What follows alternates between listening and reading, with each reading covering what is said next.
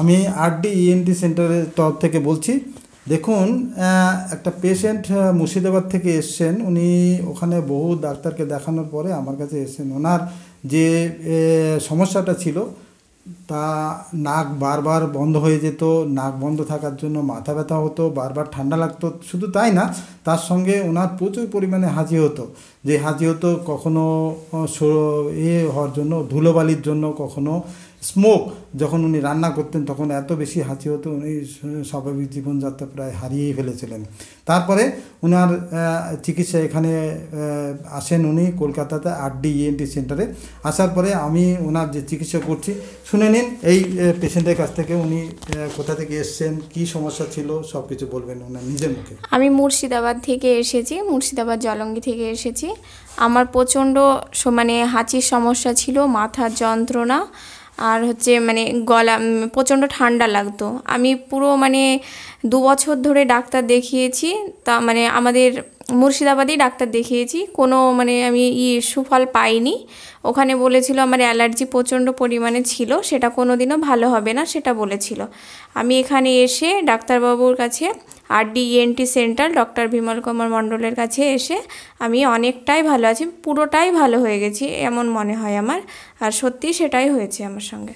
আচ্ছা, ওনার যে পুরোটাই উনি ভালো হয়ে গেছেন বলছেন, যে অ্যালার্জির জন্য কি সমস্যা হয়েছিল যার জন্য বলেছিলেন যে অ্যালার্জি আর ভালো হবে না। দেখুন, অ্যালার্জি ওনার ছিল ডেফিনেটলি। আমরা পরীক্ষা করেছি, পরীক্ষা করার পরে সেটাও কনফার্ম করা হয়েছিল, এবং করার পরে এখনও ওনার ইমিউনোথেরাপি, যে অ্যালার্জির জন্য মডার্ন, একদম মডার্ন চিকিৎসা যেটার মাধ্যমে ওনাকে ঠিক করা হচ্ছে, সেটা হচ্ছে vaccination for allergy, that is call the immunotherapy. আচ্ছা, এই ইমিউনোথেরাপি করলে কি উনি পুরোটা ভালো হলেন? উনি কিন্তু আমার কাছে জাস্ট একবার মুর্শিদাবাদ থেকে এসেছিলেন। প্রথমে আসার পরে ওনাকে একটা এন্ডোস্কোপি করা হয়, তারপরে কনফার্ম করা হয় নাকের মধ্যে কি সমস্যা হয়েছিল। ওনাকে প্রথমে একটা ছোট্ট জাস্ট একদিন আসার পরেই ওনাকে বলা হলো যে আমি ছোট্ট একটা অপারেশন করব, যার জন্য আপনার নিঃশ্বাস নিতে কোনো অসুবিধা হবে না, এবং বারবার ঠান্ডাও লাগবে না, মাথা ব্যথা হবে না। ঠিক দেখুন, ওনার না এখন আর কোনো নিঃশ্বাস নিতেও কোনো অসুবিধা হয় না, মাথাও ব্যথা হয় না, আর বারবার ঠান্ডাও লাগছে না।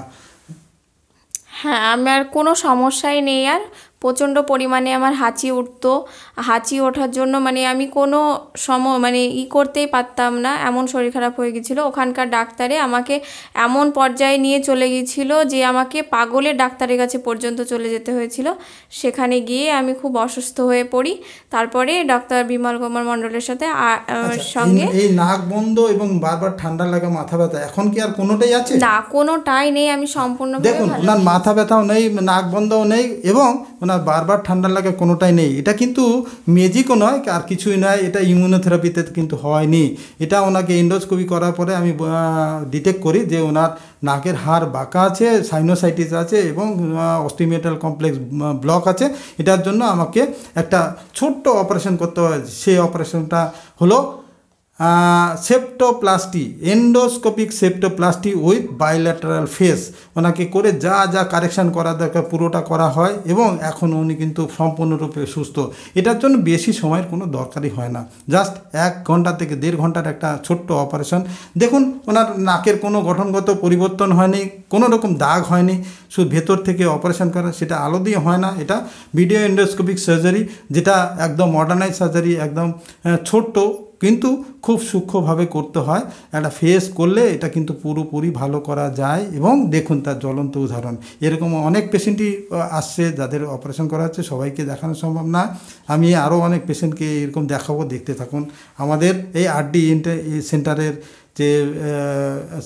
যে দেখতে থাকুন, তাহলে আপনারা বুঝতে পারবেন। সাবস্ক্রাইব করুন এই চ্যানেলটাকে, আপনারা বুঝতে পেরে যাবেন যে আপনাদের সমস্যাগুলো কী করে সমাধান সহজভাবে এবং অতি অল্প খরচাতেই করা সম্ভব। এটা খুব বেশি কস্টলিও নয়, সাধারণ ফ্যামিলির লোকরা করতে পারে, যত প্রত্যন্ত গ্রামের দিকে লোকেরা করতে পারে।